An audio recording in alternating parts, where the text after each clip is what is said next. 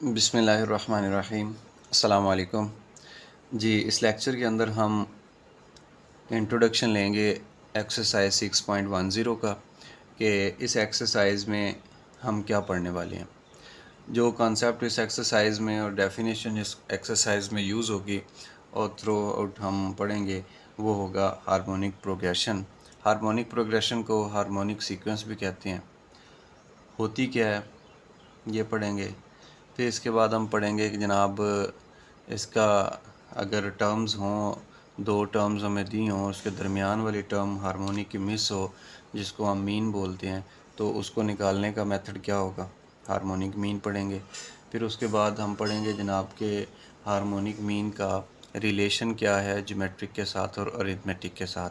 फिर उसके कुछ प्रूफ्स हैं वो करेंगे। उसके बाद क्वेश्चंस भी हम वेरीफाई करेंगे और फिर हमारी एक्सरसाइज 6.10 ख़त्म हो जाएगी। लेकिन सबसे पहले है हार्मोनिक प्रोग्रेशन। हार्मोनिक प्रोग्रेशन क्या होता है, इसकी डेफिनेशन अगर हम इसे डिफ़ाइन करें तो इसको हम बोलते हैं अ सीक्वेंस और अ प्रोग्रेशन। एक ऐसी प्रोग्रेशन या सीक्वेंस जो अरिथमेटिक प्रोग्रेशन की टर्म्स के रेसिप्रोकल से बनती है। फॉर एग्ज़ाम्पल मैं यहाँ पे लिखता हूँ 2, 4, 6, 8, 10। तो देखें ये ऐसी टर्म्स हैं जो अरिथमेटिक प्रोग्रेशन बना रही हैं। अरिथमेटिक प्रोग्रेशन वो होता है, सीक्वेंस ऐसी होती है कि जिसकी दो टर्म्स का दरमियान डिफरेंस सेम हो। जैसा कि 4 माइनस टू 2 ही बनता है, 6 माइनस 4 2 ही बनता है, 8 माइनस 6 2 ही बनता है, 10 माइनस 8 2 ही बनता है। तो एक ऐसी प्रोग्रेशन कि जिसकी हर दो टर्म्स के दरमियान डिफरेंस सेम हो उसको हम बोलते हैं अरिथमेटिक प्रोग्रेशन।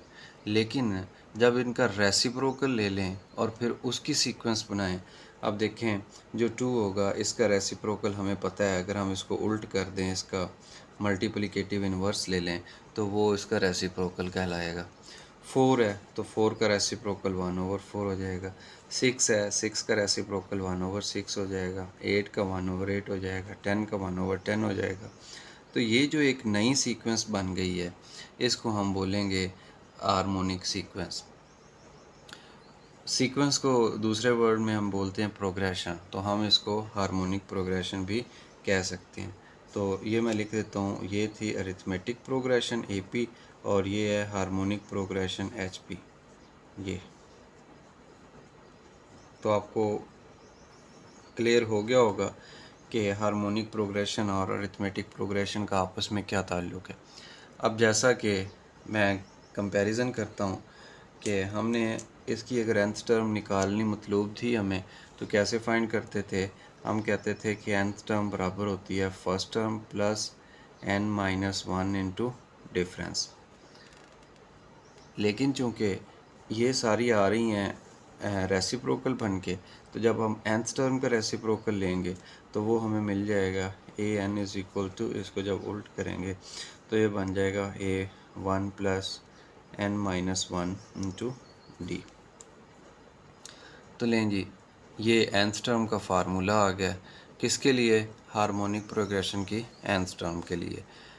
इसी तरह ज्योमेट्रिक का भी था, लेकिन ज्योमेट्रिक का और हार्मोनिक का डायरेक्ट कोई लिंक नहीं है, इनडायरेक्ट है, वो हम प्रूव करेंगे, बट डायरेक्ट नहीं है। डायरेक्ट तो सिर्फ इसका अरिथमेटिक प्रोग्रेशन के साथ ही है। इसी वजह से अरिथमेटिक प्रोग्रेशन का जब हमने रेसिप्रोकल लिया तो वो हार्मोनिक प्रोग्रेशन की nth टर्म बन गई।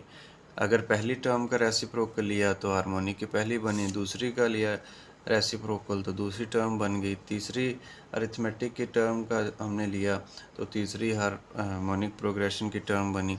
हम ले क्या रहे हैं, उनके रेसिप्रोकल्स ले रहे हैं। तो डेफिनेशन लास्ट में क्या बन गई कि एक ऐसी प्रोग्रेशन के जो अरिथमेटिक प्रोग्रेशन के टर्म्स के रेसिप्रोकल से बनती है उसको हम हार्मोनिक प्रोग्रेशन बोलते हैं और उसकी nth टर्म का फार्मूला ये होता है। जी, इसके बाद दूसरा जो कंसेप्ट यूज़ होगा इस एक्सरसाइज के अंदर, ये पहला था हार्मोनिक प्रोग्रेशन। दूसरा जो होगा वो यूज़ होगा हार्मोनिक मीन।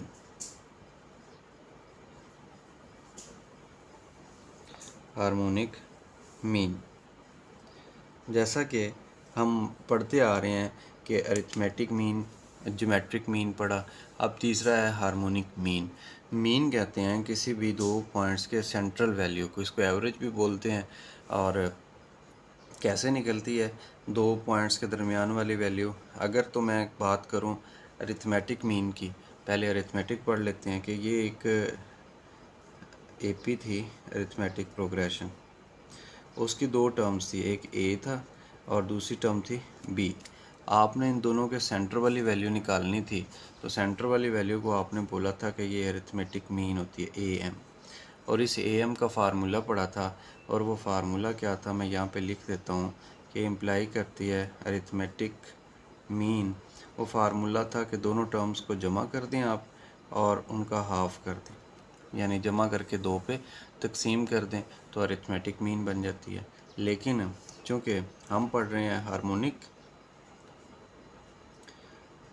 तो जो हार्मोनिक प्रोग्रेशन होगी वो क्या इम्प्लाई करेगी कि एक टर्म उसकी ए है और जो दूसरी टर्म है वो उसकी बी है। इसके दरमियान वाला जो पॉइंट अगर आपको ढूंढना पड़ जाए तो उसको हम बोलेंगे हार्मोनिक मीन। किसकी हार्मोनिक मीन? दो ए बी जो टर्म्स हैं, किसकी टर्म है? ये हार्मोनिक प्रोग्रेशन की टर्म्स है। हार्मोनिक प्रोग्रेशन की टर्म्स की सेंट्रल वैल्यू अगर निकालनी है तो उसका फार्मूला क्या है? हम उसको लिखेंगे कि harmonic mean this is equal to, क्योंकि हमने पढ़ा कि जो अरिथमेटिक मीन होती है और हार्मोनिक मीन होती है ये एक दूसरे का रेसिप्रोकल होते हैं। तो हम जो फार्मूला है अरिथमेटिक मीन का, इसी को उल्ट कर देते हैं रेसिप्रोकल के तौर पे। तो ये बन गया 2/a प्लस बी। लेकिन इसके साथ फार्मूले में हम इजाफ़ा कर देंगे a इंटू बी का।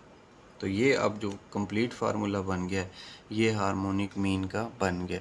हार्मोनिक मीन कौन सी? हार्मोनिक मीन दो हार्मोनिक प्रोग्रेशन की टर्म्स के सेंट्रल वैल्यू जो होती है उसका ये फार्मूला है, अरिथमेटिक मीन का ये फार्मूला है। तो ये था जी हार्मोनिक मीन। इसके बाद हार्मोनिक मीन भी आ गया, हार्मोनिक प्रोग्रेशन भी आ गई। एक इस एक्सरसाइज में तीसरा जो कॉन्सेप्ट यूज़ होगा वो होगा जी तीनों का रिलेशन। तीनों का रिलेशन मतलब हार्मोनिक मीन का ज्योमेट्रिक मीन के साथ और हार्मोनिक मीन का अरिथमेटिक मीन के साथ, इन तीनों का क्या रिलेशन है जी हम वो पढ़ेंगे। अगर हम कह दें, अगर मैं टॉपिक का नाम लिखता हूँ, relation between arithmetic mean, geometric mean and harmonic mean, तीनों का क्या रिलेशन होगा? अगर हम कह दें अरिथमेटिक मीन को ए का नाम दे दें, ए का नाम दे दें, ज्योमेट्रिक मीन को जी का नाम दे दें और हार्मोनिक मीन को एच का नाम दे दें, तो अगर हम हार्मोनिक और अरिथमेटिक को आपस में मल्टीप्लाई करें तो फिर हमें जी का स्क्वायर मिलता है। यानी ये वाला रिलेशन इनके दरमियान बनेगा कि G square this is equal to multiplication of arithmetic mean and harmonic mean. तो ये जी हम प्रूफ करेंगे इंशाल्लाह, जब एक्सरसाइज के अंदर हम पढ़ेंगे इस क्वेश्चन है। बहरहाल ये तीन कॉन्सेप्ट हैं जो थ्रू आउट एक्सरसाइज 6.10 में यूज़ होंगे। तो हम ये एक्सरसाइज करेंगे तो उस वक्त तक आपको ये तीनों हार्मोनिक प्रोग्रेशन, हार्मोनिक मीन और relation between harmonic mean, arithmetic mean and geometric mean आपको क्लियर होना चाहिए। तो ये था इंट्रोडक्शन एक्सरसाइज 6.10 का। अब नेक्स्ट लेक्चर के अंदर हम पढ़ते हैं कि क्वेश्चंस कैसे सॉल्व करने हैं।